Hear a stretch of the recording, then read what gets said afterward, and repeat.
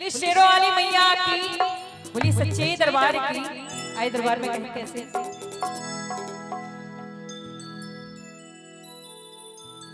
कि लाली चुनरी आगे, ए मैया लाली चुनरी आगे, लाली चुनरी आगे, ए मैया लाली चुनरी आगे। और जरा कुर्सी वाले भैया झूम के जरा 5 मिनट के लिए, मानती हूँ कि थक गए हैं 1-2 रातों से ना, इनके ही चरणों में हाजिरी लगा ले जो पूरे जीवन कुछ न कुछ देते रहते। बोलिए सच्चे दरबार की, बोलिए दुर्गा महारानी की। और कहेंगे कि तोरे कि तोरे कि तोरे बिटवाले के मैया लाली चुनरी आगे, तोरे बिटवाले के मैया लाली चुनरी आगे, लाली चुनरी आगे, रे मैया लाली चुनरी आगे, लाली चुनरी आगे, रे मैया लाली चुनरी आगे। तोरे कि तोरे कि तोरे बिटवाले के मैया लाली चुनरी आगे, तोरे बिटवाले के मैया लाली चुनरी आगे।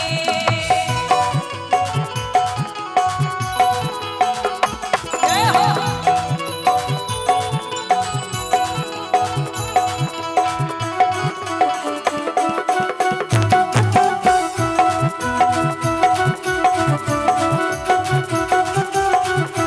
रे मैया नौरातन के दिन तोरा धूप दिखाई पैगे, रे मैया ललकी चुनरिया लागे तोरा हम ओढ़े पैगे।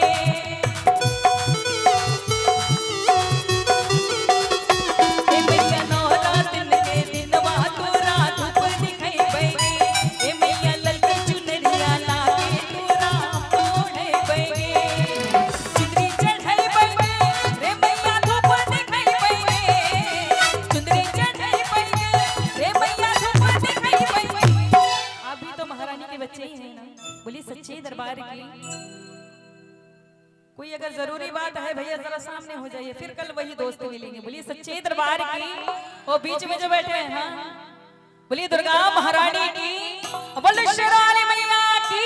और जरा ताली की हाजिरी के साथ कहेंगे कि तोरे कि तोरे कि तोरे बिटवाले के मैया लाली चुनरी आगे, तोरे बिटवाले के मैया लाली चुनरी आगे।